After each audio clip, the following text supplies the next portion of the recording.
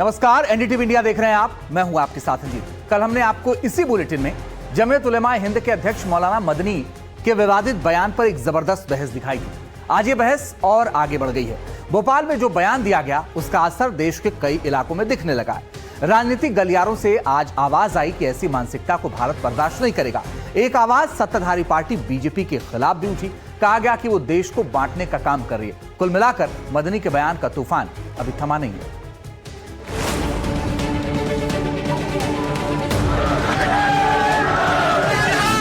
जब जब जुल्म होगा तब तब जिहाद। देश का सबसे बड़े मुस्लिम संगठन जमीयत उलेमा ए हिंद और इसी संगठन के अध्यक्ष मौलाना महमूद मदनी ने विवादित बयानों की बारिश कर जब जब जुल्म होगा तब तब जिहाद होगा। मैं इसको दोबारा कहता हूँ, जब जब जुल्म होगा तब तब जिहाद होगा। मदनी कभी वंदे मातरम के नाम पर मुसलमानों को भड़काते हैं। मुर्दा कौमें मुश्किलात में मुब्तला नहीं होती, वो तो सरेंडर कर देती है। वो कहेंगे वंदे मातरम पढ़ो तो पढ़ना शुरू कर दे। इस तरह के अल्फाज। मदनी कभी मुर्दा कौम के नाम पर मुसलमानों को उकसाते हैं। ये पहचान होगी मुर्दा कौम होने की, और अगर जिंदा कौम है तो फिर हौसला बुलंद करना पड़ेगा, हालात का मुकाबला करना पड़ेगा। और तो और मदनी सुप्रीम कोर्ट को भी दोषी ठहराने की हिमाकत भी करते हैं। सुप्रीम कोर्ट उस वक्त तक ही सुप्रीम कोर्ट कहलाने का, उस वक्त तक ही सुप्रीम कहलाने का मुस्तहिक है जब तक आईन की पाबंदी करे, कानून के हुकूक का ख्याल रखे। अगर ऐसा न करे तो वो इखलाकी तौर पर भी सुप्रीम कहलाने का हकदार नहीं है। मदनी ने ऐसे विवादित बयानों की झड़ी क्यों लगाई? मदनी मुस्लिमों पर कथित जुल्म के नाम पर जिहाद का जलसा करते रहे और फिर वही होता है जैसा अक्सर ऐसे बयानों के बाद होता है, विरोध प्रदर्शन, नारेबाजी और पुतला दहन। मदनी के भोपाल में दिए गए बयान के बाद चौतरफा बवाल शुरू हो गया है। दिल्ली, भोपाल से लेकर देश के कई शहरों में मदनी के खिलाफ प्रदर्शन शुरू हो गया है। मदनी के बयान की चौतरफा आलोचना हो रही है। मैं समझता हूं कि प्रजातंत्र की किसी भी स्तंभ को, खास करके हमारे न्यायालय पर, किसी व्यक्ति को ऐसी ओछी टिप्पणी कभी नहीं करनी चाहिए। हमारा प्रजातंत्र मजबूत है क्योंकि हमारे 4 स्तंभ हैं। चारों स्तंभ का मान सम्मान सदैव रखना, ये भारत राष्ट्र के हर नागरिक की जिम्मेदारी होती है। जो व्हाइट कॉलर टेरर टाइकून हैं, इनके साजिशी संक्रमण से सावधान रहना होगा। ये लगातार, ये वो लोग हैं कि जंग में कत्ल सिपाही होंगे, सुरखुरु जिले इलाही होंगे। ये ऐसे जल्लादी जुल्म और जुर्म के जिले इलाही हैं जो मानवता को भी शर्मसार कर रहे हैं और साथ ही साथ जो है वो मुल्क को भी शर्मसार कर रहे हैं। ऐसे लोग जो है वो न मानवता के हितैषी है, न मुल्क के हितैषी है, न ही किसी मजहब के हितैषी है। विश्व हिंदू परिषद ने भी मदनी के बयानों की आलोचना करते हुए कड़ी प्रतिक्रिया दी है। इधर मध्य प्रदेश बीजेपी के नेता नरोत्तम मिश्रा ने ये साफ किया कि ऐसी मानसिकता अब भारत बर्दाश्त नहीं करेगा। ऐसी मानसिकता अब भारत बर्दाश्त नहीं करेगा। वो अदालतों पर उंगली उठा रहे हैं, वो वंदे मातरम पर उंगली उठा रहे हैं। ये क्या मानसिकता है? ये तीनों बातें इसका भारत का देश, धर्म, संस्कृति, न्याय व्यवस्था, शासन प्रशासन, इन सब के ऊपर गंभीर चुनौती ऐसे लोगों के द्वारा खड़ी की गई है जिनको मुझे कहना पड़ रहा है कि जिस थाली में खाते हैं उसी में छेद करते हैं। मदनी के बयान पर मुस्लिम धर्मगुरु और इस्लामिक स्कॉलर्स ने भी हैरानी जताई है।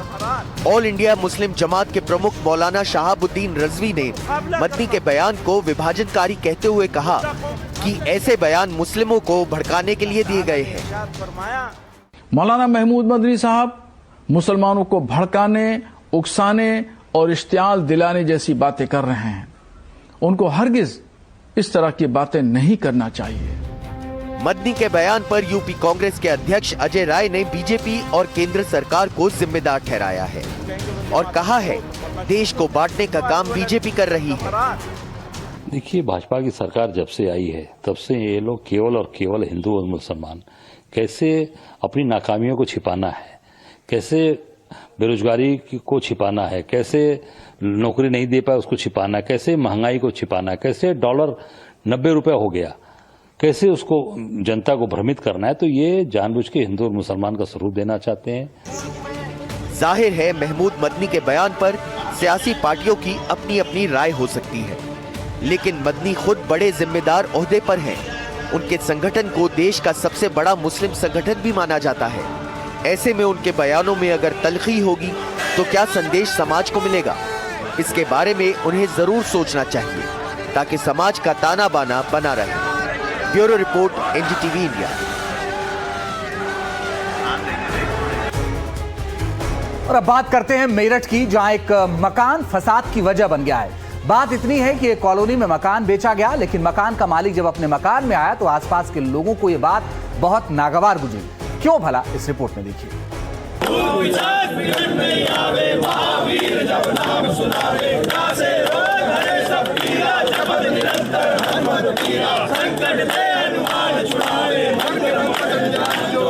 मेरठ में थाने के बाहर इकट्ठा ये लोग हनुमान चालीसा का पाठ क्यों कर रहे हैं?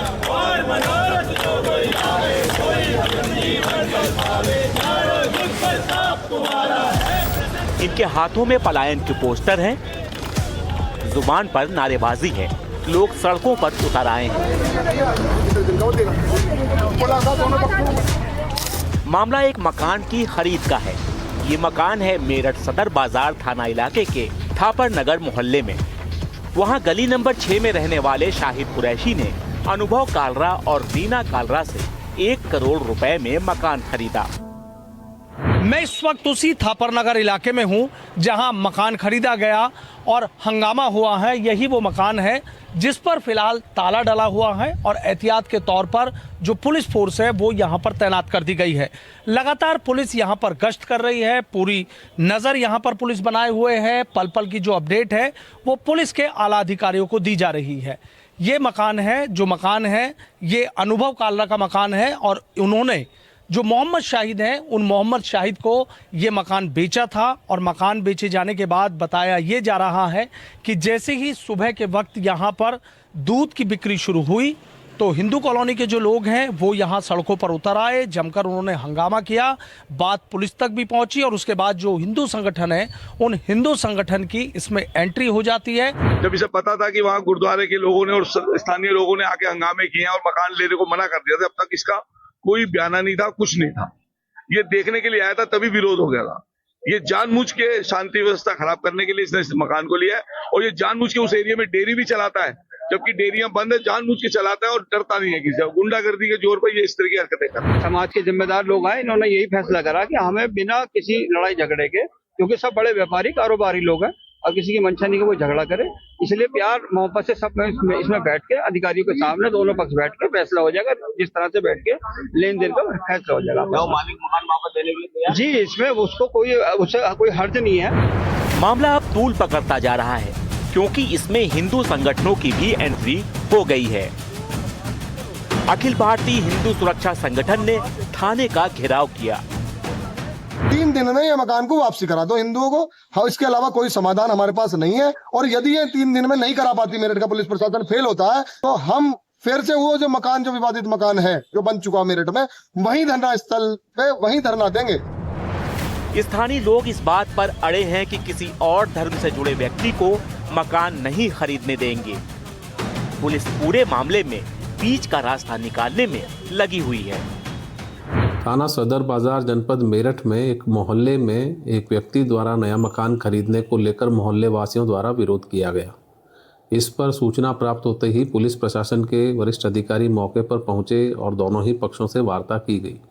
वार्ता के क्रम में दोनों ही पक्ष आपसी सहमति से वार्ता कर समाधान निकालने पर राजी हुए हैं और मौके पर शांति व्यवस्था है। पलायन जैसी वहां पर कोई बात नहीं है। मोहल्ले वासी सामान्य रूप से वहां निवास कर रहे हैं और आपसी सहमति से वार्ता कर इसका समाधान जो निकलेगा उसी आधार पर इसमें अग्रिम कार्रवाई की जाएगी।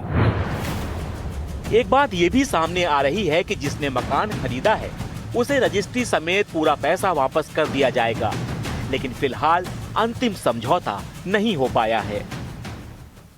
3 दिन की जो मोहलत है वो दी गई है। रास्ता ये निकाला जा रहा है कि जिस शख्स ने मोहम्मद शाहिद है जिन्होंने ये मकान खरीदा है, जितने पैसे का ये मकान खरीदा गया है, कोई और शख्स इस मकान को उतने ही पैसे में खरीद ले। अब वक्त 3 दिन का दिया गया है, लेकिन 3 दिन में क्या इसका समाधान निकलेगा या फिर नहीं, ये देखने वाली बात होगी। लेकिन इतना ज़रूर है कि मेरठ के थापर नगर इलाके में तनाव ज़रूर है, चूँकि जैसे ही दूसरे धर्म के शख्स ने हिंदू कॉलोनी में मकान खरीदा तो इसको लेकर लोग आर पार की लड़ाई के मूड में नज़र आ रहे हैं और सीधा कह रहे हैं कि इस मकान में उन्हें किसी की भी एंट्री बर्दाश्त नहीं होगी। वीडियो जर्नलिस्ट समीर राणा के साथ सनुज शर्मा, एनडीटीवी इंडिया, मेरठ। और मेरठ के जिस मोहल्ले में मकान को लेकर विवाद हो गया है, हमने वहां रहने वाले लोगों से पूछा कि आखिर आपत्ति किस बात की है। जरा सुनिए लोगों ने क्या कहा। ये गली में इन्होंने मीट फेंका गया है और कट्टे भर भर के यहाँ फेंकते हैं, और मैं ऊपर से मना करती हूँ ना, बच्चों को पौधे तोड़ के ले जाते हैं, गमले वगैरह ले जाते हैं। ये मकान बिक गया, ये अंदर खाने बिका गया, किसी को पता नहीं चला, क्योंकि हमारी दीवार बिल्कुल नाल है। क्या लग रहा आंटी जी जो इस तरीके से किया जा रहा है? ये जानबूझ के किया जा रहा है, पैसों के लालच में। अपनी बहू बेटियों को तो उन्होंने सेव कर लिया, हमारी बहू बेटियों के लिए मुसीबत पैदा करके गई हैं वो। और ये तो है ना, अब ये शुरुआत हुई है बेटे, ये पूरा थापर नगर अभी इन्हीं के उसमें आएगा। योगी से कुछ कहना चाहिए? योगी जी से यही प्रार्थना है कि भैया एक मोहल्ला हमारा सेफ है, इसे ऐसे ही रहने दें। क्या कहना चाहेंगे? आप देख रहा हूँ बड़ा डरे से सहमे से। हम भी इसी बात के उसमें है कि हिंदू भाइयों को ये वाला मकान वापस मिल जाना चाहिए, जिससे कि हमारे बच्चे सिक्योरिटी फील करें, वरना हम सिक्योर नहीं है। क्या डर लगा? तो अभी तो इन्होंने उधर को भाई उधर की तरफ ये हरकत करी है, कल को हमारे घर के सामने फेंकेंगे तो हम कैसे मतलब इस चीज़ को एक्सेप्ट कर पाएंगे? भाई हम तो यही चाहते हैं कि सब में यूनिटी बनी रहे, लेकिन एक दूसरे का उसका ध्यान तो रखना चाहिए। अब हम लोग ना तो सोशल सिक्योरिटी कैप्चर कर पा रहे हैं, ना हम अपने कल्चरल उसको एनवायरनमेंट को संभाल पा रहे हैं, तो फिर रहना तो मुश्किल हो जाएगा। हालांकि सेफ्टी हमें भी चाहिए, सेफ्टी उनको भी चाहिए, लेकिन कम से कम इतना तो हो कि एक दूसरे की फीलिंग्स को ध्यान में रखा जाए। तो देखिए किस तरीके से जो लोग हैं वो बेहद गुस्से में हैं और सीएम योगी से मांग कर रहे हैं कि इस मामले को देखा जाए, चूंकि ये हिंदू कॉलोनी है, किसी दूसरे धर्म को यहाँ मकान बेचने की इजाज़त ना दी जाए। वीडियो जर्नलिस्ट समीर राणा के साथ सनुज शर्मा, एनडीटीवी इंडिया, मेरठ। और आइए खबरों में आगे बढ़ते हैं। बिहार चुनाव में शानदार सफलता के बाद असदुद्दीन ओवैसी जहां अपनी पार्टी के विस्तार में लगे हुए हैं, वहीं उनका एक विधायक नफरती बयान देकर सवालों से घिर गया है। तेलंगाना के विधायक ने उस विवादित बयान की याद भी ताजा कर दी जो कभी असदुद्दीन ओवैसी के भाई अकबरुद्दीन ओवैसी ने भी दिया था। तुम तो हमारे से इतने ज्यादा है, 15 मिनट के लिए पुलिस को हटा लो, बता लेंगे किसमें हिम्मत है, कौन था हर। असदुद्दीन ओवैसी के भाई अकबरुद्दीन ओवैसी का यह बयान याद है आपको? तुम तो हमारे से इतने ज्यादा है, 15 मिनट के लिए पुलिस को हटा लो, बता लेंगे किसमें हिम्मत। 13 साल पहले दिए गए इस नफरती बयान का दूसरा संस्करण सामने आ गया है। अब की बार AIMIM के नेता माजिद हुसैन ने ऐसा ही एक बयान दिया है। तुम हमें नहीं जानते, हमले चुनौतियों की फौज है, हमले शर्माओं की फौज है, हम किसी के बाप से नहीं डरते। बच्चों का खेल जब हमारे पे आएगी ना, इंशाल्लाह गली गली कम पड़ेगी इंशाल्लाह। मेरे बुजुर्गों है, मेरे नौजवानों, शरीयत में दखल अंदाजी की। साल बदल गया लेकिन जुबान नहीं बदली। जैसा बयान साल 2012 में AIMIM के नेता अकबरुद्दीन ओवैसी ने दिया था, वैसा ही माजिद हुसैन दे रहे हैं। माजिद हुसैन तेलंगाना में नामपल्ली से विधायक हैं। महाराष्ट्र में नगर परिषद चुनाव के प्रचार के लिए आए थे। यहाँ वाशी में उन्होंने अपनी पार्टी के नेता मोहम्मद काजिम के लिए प्रचार करते हुए कुछ ऐसा बोल दिया कि अकबरुद्दीन ओवैसी का बयान भी चर्चा में आ गया। तुम तो हमारे से इतने ज्यादा है, 15 मिनट के लिए पुलिस को हटा लो, बता लेंगे किसमें हिम्मत है, कौन था हर। बच्चों का खेल जब हमारे पे आएगी ना, इंशाल्लाह गली गली कम पड़ेगी इंशाल्लाह। मेरे बुजुर्गों है, मेरे नौजवानों, शरीयत में दखल अंदाजी की गई। अकबरुद्दीन का बयान तो इतिहास हो, लेकिन माजिद ने ऐसे वक्त में जुबानी जहर उगला है जब उनकी पार्टी के मुखिया असदुद्दीन ओवैसी AIMIM का विस्तार करने में लगे हुए। तो क्या ऐसा ही बयानों के साथ आगे बढ़ना चाहती है ओवैसी की party? Bureau report, NDTV India. और बात करते हैं बिहार की, जहां राबड़ी देवी का आवास लगातार चर्चा में है। ताजा खबर यह है कि राबड़ी देवी और लालू यादव के निजी मकान का कंस्ट्रक्शन तेजी के साथ हो रहा है। लालू यादव आज भी वहां काम का जायजा लेने पहुंचे थे। महुआ बाग वाले मकान में लालू परिवार शिफ्ट हो सकता है।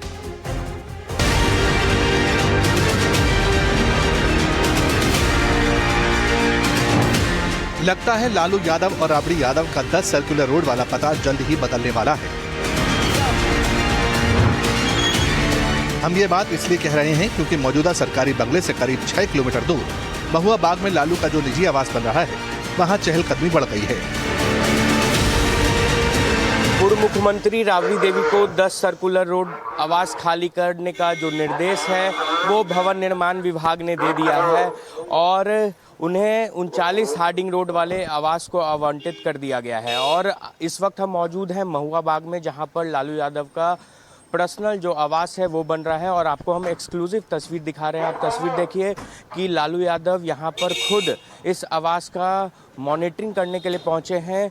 जो जानकारी है कि प्रतिदिन खुद लालू यादव इस आवास का मॉनिटरिंग करने के लिए पहुँचते हैं और इस आवास में लगभग 7 से 8 जो कमरे हैं वो बनाए जा रहे हैं। साथ ही साथ चारों तरफ जो ग्रीन एरिया है, गार्डन का एरिया है, उसका निर्माण किया जा रहा है। जब से 10 सर्कुलर रोड आवास खाली करने का निर्देश जो है भवन निर्माण विभाग ने दिया है, तब से इस आवास का जो काम है वो काफ़ी ज़्यादा तेजी से हो रहा है। और इस आवास में अगर कार्यकर्ताओं की पार्टी मीटिंग होती है तो उसको लेकर भी यहाँ पर एक मीटिंग हॉल का जो निर्माण है वो किया जा रहा है।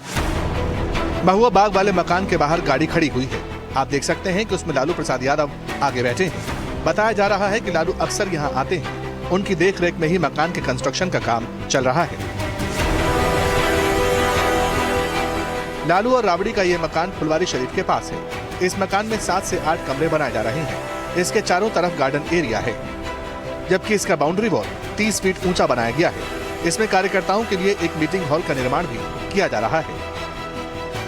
बिहार का भवन निर्माण विभाग राबड़ी देवी को बिहार विधान परिषद में नेता प्रतिपक्ष के तौर पर इस्तेमाल के लिए पहले ही 39 हार्डिंग रोड का बंगला अलॉट कर चुका है। और अब आपको अयोध्या की एक खबर दिखाते हैं। हंगामा वहां भी है। सड़क को चौड़ा करने के लिए एक मस्जिद को हटाने की मांग हो रही है। कुछ संगठन रोड पर उतर आए हैं। आपको सुनवाते हैं दोनों पक्षों के क्या तर्क हैं। अयोध्या में रामपथ की राह, सामने खड़ी ईदगाह।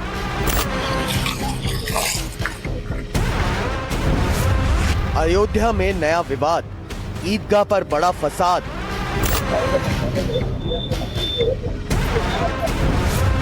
साधु संतों पर प्रदर्शन, ईदगाह को हटाने का प्रण।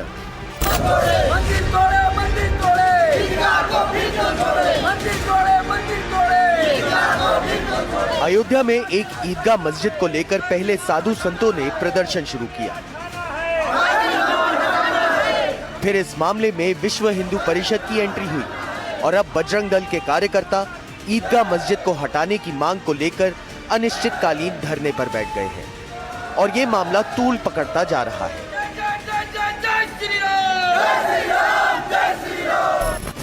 दरअसल अयोध्या में रामपथ का निर्माण हो रहा है। रामपथ के लिए सड़कों को चौड़ा किया जा रहा है, अतिक्रमणों को हटाया जा रहा है, लेकिन ईदगाह मस्जिद को लेकर यहाँ के साधु संतों में आक्रोश बढ़ रहा है। उनका आरोप है कि रामपथ के लिए मंदिरों को भी हटाया गया है और सड़क के चौड़ीकरण के जद में ईदगाह मस्जिद आ रही है तो उसे भी हटाना चाहिए। रोड चौड़ीकरण के लिए सरकार देखिए अपना काम कर रही है कि इसको चौड़ीकरण कराया जाए और इसको यहाँ पर जितने भी हमारे मठ मंदिर मिले, यहाँ पर वो मठ मंदिरों को जो है इन लोगों ने हटवा दिया, तो एक मस्जिद जो रास्ते में पड़ रही है उसको क्यों नहीं हटाया जा रहा है। पहली बात तो ये है, 2.5 साल से ये चल रहा है। ये लोग कागज पे लीपा पोता कर रहे हैं, कह रहे कागजे गायब हो जा रहा है। ये अब जब तक हम लोगों को न्याय नहीं मिल जाएगा, जब तक ये ईदगाह यहाँ से हटाया नहीं जाएगा, जब तक हम लोग धरना बंद नहीं करेंगे। संतों का आरोप है कि अयोध्या की सोहावल तहसील और पीडब्ल्यूडी विभाग ईदगाह मस्जिद पर कार्रवाई करने से बच रहे हैं। इसी के खिलाफ उनका धरना भी जारी है और संतों ने धमकी भी दी है कि जब तक ईदगाह मस्जिद को हटाया नहीं जाता तब तक प्रदर्शन जारी रहेगा। इसका संरक्षण जो है ये पीडब्ल्यूडी विभाग कर रहा है और एसडीएम साहब को हम कहेंगे, तहसीलदार साहब को हम कहेंगे, हम उनको बताना चाहते हैं कि उनको सरकार ने इतनी शक्तियां दी है कि वो न्यायिक और प्रशासनिक दोनों अधिकार उनके पास, और आज पीडब्ल्यूडी 3 दिन से अपना एक मामूली सा कारिंदा भेज के, मामूली सा कर्मचारी भेज के हमारे अधिकारियों को गुमराह और हमको गुमराह कर रहा है। अयोध्या प्रशासन इस पूरे मामले में गंभीरता दिखाते हुए कार्रवाई करने की दुहाई दे रहा है। प्रशासन का कहना है कि मस्जिद का नाप जोख किया गया है और जैसे ही रिपोर्ट आएगी तो आगे की कार्रवाई की जाएगी। पूरे प्रकरण को लेकर मौके पर हमारी टीम अभी गई है और पैमाइश की कार्रवाई जारी है। जैसे ही पैमाइश की कार्रवाई संपन्न होती है और रिपोर्ट आती है, उसके आधार पर ही कार्रवाई करी जाएगी। पीडब्ल्यूडी विभाग को वही रिपोर्ट सौंप दी जाएगी। उनके स्तर से जो कार्रवाई होनी है वो नियमानुसार वो कार्रवाई करेंगे। जाहिर है अयोध्या में मंदिर मस्जिद का विवाद 500 वर्षों के लंबे इंतजार के बाद कानूनी तौर पर सुलझा है। इस दौरान हुए लंबे संघर्ष और तमाम दंगे फसादों के मद्देनजर प्रशासन अलर्ट है, लेकिन साधु संतों की भी अपनी अपनी दलील है, लिहाजा प्रशासन इस पूरे मामले में फूंक फूंक कर कदम उठा रहा है। Bureau report, NDTV India.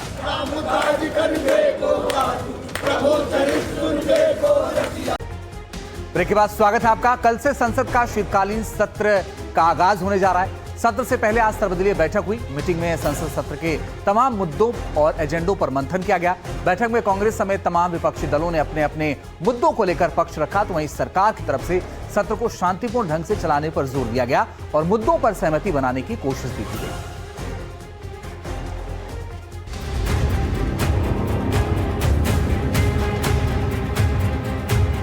देश की 36 पार्टियों के 50 नेता आज सर्वदलीय बैठक में शामिल हुए। 19 दिनों तक चलने वाले संसद सत्र को लेकर हुई सर्वदलीय बैठक में सबने अपने अपने तर्क रखे, मुद्दे बताए और साफ किया कि इन्हीं मुद्दों पर ही चर्चा होनी चाहिए। ऐसे में केंद्र सरकार ने भी अपना एजेंडा साफ किया। शीतकालीन सत्र में रखे जाने वाले विधेयकों का ब्यौरा पेश किया। साथ ही ये भी कहा कि विपक्षी दलों के साथ समन्वय बनाकर सत्र को चलाया जाएगा। इस बार ऐसा लग रहा है कि चर्चा होगी और विपक्ष के जो दल हैं वो भी कई मुद्दे लेकर आए हैं ना, इसलिए लगता है चर्चा होगी। सर्वदलीय बैठक में लोकसभा और राज्यसभा में उठने वाले मुद्दों पर चर्चा की गई। केंद्र सरकार की तरफ से इस बैठक में रक्षा मंत्री राजनाथ सिंह, राज्यसभा में सदन के नेता एवं स्वास्थ्य मंत्री जेपी नड्डा, संसदीय कार्य मंत्री किरेन रिजिजू और संसदीय कार्य राज्य मंत्री अर्जुन राम मेघवाल शामिल हुए। केंद्रीय मंत्री किरेन रिजिजू ने बैठक के बारे में जानकारी देते हुए कहा कि बैठक बहुत अच्छी रही। उन्होंने सभी दलों के नेताओं से अपील की है कि संसद को चलाने में सबका सहयोग रहेगा तो कार्यवाही अच्छी होगी। विपक्ष पार्टी नेताओं से भी अनुरोध करूंगा कि पार्लियामेंट को अच्छी तरह से चलाने में सहयोग करें। लोकतंत्र में विशेष करके पार्लियामेंट्री डेमोक्रेसी में गतिरोध होता है। पॉलिटिकल पार्टीज में डिफरेंसेस होते हैं, अपने अपने आइडियोलॉजीज, अपना अपना एजेंडा लेकर के सबको काम करना होता है, तो डिफरेंसेस होगा। डिफरेंसेस के बावजूद भी अगर हम सब ये तय करें कि हाउस डिस्टर्ब नहीं करना चाहिए, जो भी विरोध करना है सदन में बात करके विरोध करना है, सदन को हम किसी तरीके से बंद नहीं करना चाहिए। शीतकालीन सत्र में विपक्ष भी पूरी तैयारी के साथ संसद पहुंचने वाला है। खासतौर से एसआईआर के मुद्दे पर कांग्रेस और समाजवादी पार्टी ने अपना रुख साफ कर दिया है। समाजवादी पार्टी की तरफ से केवल एसआईआर। सर, एसआईआर को लेकर के जिस तरह से गड़बड़ी की बात आ रही है 12 राज्यों में, क्या यूपी में भी गड़बड़ियां कर रहे हैं कुछ लोग? देखिए, इसमें बहुत बड़े पैमाने पर अधिकारियों के दबाव में बीएलओ आत्महत्या कर रहे हैं, उनसे वोट काटने के लिए कहा जा रहा है। एक राय है कि अगर एसआईआर पर चर्चा नहीं होती तो इसका मतलब सरकार सदन नहीं चलाना चाहिए।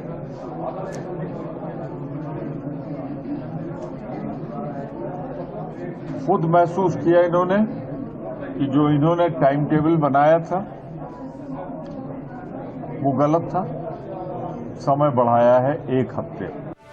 कांग्रेस सांसद गौरव गोगोई ने अपनी पार्टी के उन मुद्दों की जानकारी दी है जिस पर कांग्रेस शीतकालीन सत्र में चर्चा कराना चाहती है। इन मुद्दों में नंबर 1 पर दिल्ली ब्लास्ट केस, नंबर 2 पर है लोकतंत्र की सुरक्षा, नंबर 3 पर है वायु प्रदूषण, नंबर 4 पर आर्थिक सुरक्षा और नंबर 5 पर कांग्रेस देश की विदेश नीति पर चर्चा कराने की मांग उठा रही है। दिल्ली में जो ब्लास्ट हुआ वो कहीं न कहीं हमारी कानूनी और गृह विभाग की विफलताओं का एक बहुत बड़ा प्रमाण है। लेकिन ऐसा नहीं लगता कि सरकार इस पर कोई शॉर्ट ड्यूरेशन डिस्कशन चाहती है। दूसरी है लोकतंत्र की सुरक्षा। तीसरी हमारी मांग थी हमारी स्वास्थ्य की सुरक्षा की। जिस प्रकार से आज वायु प्रदूषण बढ़ रहा है देश के हर कोने में। चौथी विषय थी हमारी आर्थिक सुरक्षा की। जो किसान है, श्रमिक है, ना उसे उचित मूल्य मिल रहा है, ना उसे कारखाने में सुरक्षा मिल रहा है। पांचवी जो विषय हमने सुरक्षा की उठाई वो प्राकृतिक सुरक्षा है। कांग्रेस ने अपना रुख साफ कर दिया है तो केंद्र सरकार ने भी कांग्रेस समेत तमाम विपक्षी दलों से संसद सत्र को निर्बाध तरीके से चलाने की अपील की है। ऐसे में कल से शुरू होने वाले संसद सत्र के पहले ही दिन ये साफ हो जाएगा कि शीतकालीन सत्र का अंजाम क्या होगा। Bureau report, NDTV India. और इस बीच बड़ी खबर आ रही है, आपको बताते हैं एसआईआर से जुड़ी ये अहम खबर है। चुनाव आयोग ने फेज 2 की समय सीमा बढ़ा दी है। इस वक्त की बड़ी और अहम खबर आपको बताते हैं एसआईआर से जुड़ी। चुनाव आयोग ने एसआईआर फेज 2 की समय सीमा बढ़ा दी है। 7 दिन के लिए यह समय सीमा फिलहाल बढ़ाई गई है। 9 दिसंबर की जगह अब 16 दिसंबर तक की समय सीमा कर दी गई है। सभी 12 राज्यों के लिए बढ़ी है यह समय सीमा। इस वक्त की अहम खबर आपको बता रहे हैं। चुनाव आयोग ने एसआईआर फेज 2 की समय सीमा बढ़ा दी है। 7 दिन के लिए यह समय सीमा बढ़ाई गई है।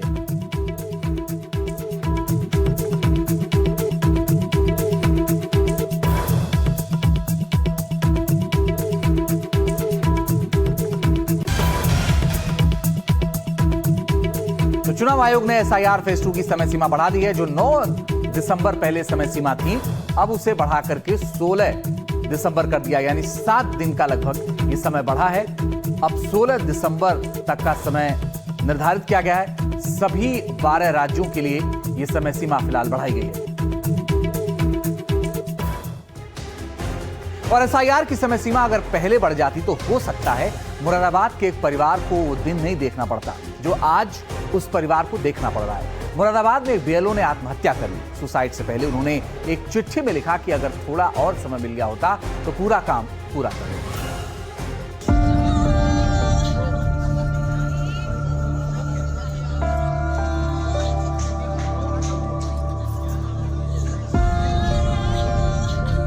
अगर समय ज्यादा होता तो शायद मैं इस कार्य को पूरा कर लेता, क्योंकि यह समय मेरे लिए पर्याप्त नहीं था, क्योंकि मैं अपने जीवन में पहली बार बीएलओ पद पर नियुक्त किया गया। ये चिट्ठी बीएलओ सर्वेश सिंह की जिंदगी की आखिरी चिट्ठी बताई जा रही। मुरादाबाद के बहेड़ी गांव में बीएलओ के तौर पर काम कर रहे शिक्षक सर्वेश सिंह ने आत्महत्या कर ली। और सुसाइड कराए एसआईआर वाले फॉर्म जो भरे जा रहे हैं, फिल करे हैं, या तो इन्हें ट्रेनिंग देनी चाहिए थी। पहले ट्रेनिंग नहीं दी ना, एकदम बीएलओ बना दिया। स्कूल के हेड मास्टर हैं, बीएलओ थोड़ी है वो। या तो उन्हें ट्रेन करते कि तुम्हें ये काम करना है। इतने सारे फॉर्म दे दिए उन्हें, 1015 फॉर्म दे दिए उन्हें फिल करने के लिए। आके ये लोग किसी का सपोर्ट तक नहीं मिला उन्हें। अच्छा, क्या कारण है जो इन्होंने सुसाइड किया है? दबाव के कारण सुसाइड करा उन्होंने। किन लोगों का दबाव था? उसका इतना प्रेशर है, रात के 1-1, 2-2 बजे मैं काम करवा रही हूँ, उनके साथ खुद काम कर रहे हैं, तो कह रहे बताओ मैं क्या करूँ मैं। पुलिस को सर्वेश के घर से जो सुसाइड नोट मिला है वो बेसिक शिक्षा अधिकारी और जिला निर्वाचन अधिकारी को संबोधित किया गया है। सुसाइड नोट में सर्वेश ने लिखा है कि एसआईआर के विषय में पूर्ण ज्ञान नहीं होने के कारण समय रहते मैं अपना टारगेट नहीं कर पा रहा। रात और दिन भर कड़ी मेहनत करने के बाद भी रात को मात्र 2 या 3 घंटे ही सो पा रहा हूँ। सर्वेश सिंह ने यह भी लिखा है कि उनकी 2 छोटी बेटियों की तबीयत कई दिनों से खराब है और उनका मानसिक संतुलन खराब हो गया है। सर्वेश आगे लिखते हैं, मेरे परिवार ने तो हौसला बढ़ाया लेकिन मैं हार गया। कहने को तो बहुत कुछ बाकी है लेकिन समय बहुत कम है। जिला निर्वाचन अधिकारी की जिम्मेदारी निभा रहे मुरादाबाद के डीएम का क्या कहना है, जरा सुन लीजिए। तो एसआईआर से संबंधित कुछ बातें आ रही हैं इसमें, लेकिन इनके कार्य और विभिन्न जो अन्य पहलू हम देख रहे हैं उससे ऐसा फिलहाल सीधा कनेक्शन बहुत स्टैब्लिश नहीं हो रहा। हम फिर भी इस चीज को देख रहे हैं कि आखिर किन कारणों से ये कदम उनको उठाना पड़ा है और आगे जैसा भी जो जांच में सामने आएगी मौका होगा। कहा जा रहा है कि मुरादाबाद जिले में अब तक 6 बीएलओ की मौत हो गई। 3 ने आत्महत्या की, 2 की हार्ट अटैक से मौत हुई और 1 की ब्रेन हेमरेज से। आरोप है कि ऐसा काम के दबाव की वजह से हो रहा है। वो एसआईआर के काम के चलते बहुत दबाव में थे और उनके अनुसार उन पर बहुत दबाव था जिसे वो सहन नहीं कर पाए और उन्होंने सुसाइड कर लिया। हम प्राथमिक शिक्षक संघ की तरफ से आए हैं। हमारी शासन से मांग है कि उनके परिवार को नौकरी दी जाए तथा उचित मुआवजा दिया जाए जिससे उनके छोटे छोटे बच्चों का पालन पोषण हो सके। पूरे इलाके में सर्वेश की आत्महत्या के बाद हड़कंप। सर्वेश का लिखा हुआ उन लोगों को भावुक और परेशान भी कर रहा है। उन्होंने अपने स्कूल के बच्चों को लिखा, मन लगाकर पढ़ना मेरे बच्चों, दिल बहुत दुख रहा है। लिखते हुए मन नहीं मानता, कुछ समय से मैं आपको शिक्षण कार्य भी नहीं करा पाया। I love you children. और मुरादाबाद में जो हुआ वो नहीं होना चाहिए था, लेकिन एसआईआर की पूरी प्रक्रिया का एक दूसरा पहलू भी है। आपको दिखाते हैं मध्य प्रदेश के जबलपुर में क्या हुआ।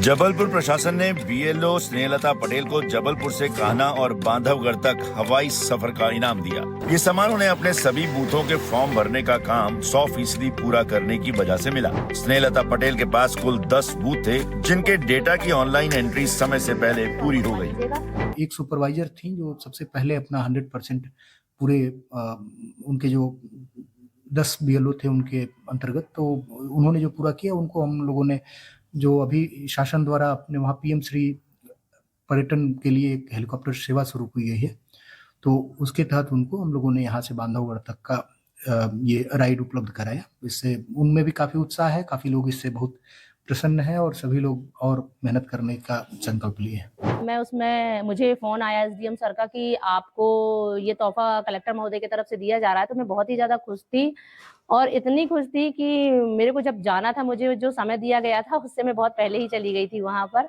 और मेरे को ये बहुत बड़ा तोहफा है जो कलेक्टर सर के द्वारा दिया गया है। और मैंने जब उसमें बैठी तो मेरे को इतना अच्छा अनुभव हुआ। मैंने ऊपर से देखा कि हमारा जबलपुर कितना सुंदर दिखता है ऊपर से। और अब खबर यूपी के श्रावस्ती से, जहां फिर भेड़िए का आतंक देखने को मिल रहा है। शुक्रवार की रात को एक मां की गोद में सो रही 10 महीने की मासूम को भेड़िया उठा ले गया। अगले दिन सुबह खेत में उस बच्ची का आधा शव बरामद हुआ। पूरे इलाके में इस घटना के बाद दहशत का माहौल है। 10 महीने की मासूम सुनीता गांव में बनी इस झोपड़ी में इसी पलंग पर मां की गोद में सो रही थी। अचानक भेड़िया झोपड़ी में घुसा और बच्ची को मां की गोद से ही उठा ले गया। चीख पुकार मचने पर परिजन और ग्रामीण दौड़े, लेकिन तब तक जानवर बच्ची को लेकर गन्ने के खेत की ओर भाग चुका था।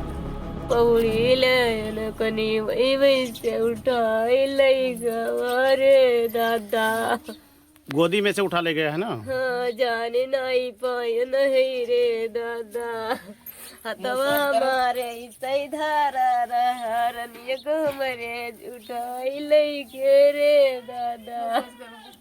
अच्छा, आप लोगों को जानकारी कब हुई? 12 बजे 12:30 बजे उठन है रे दादा।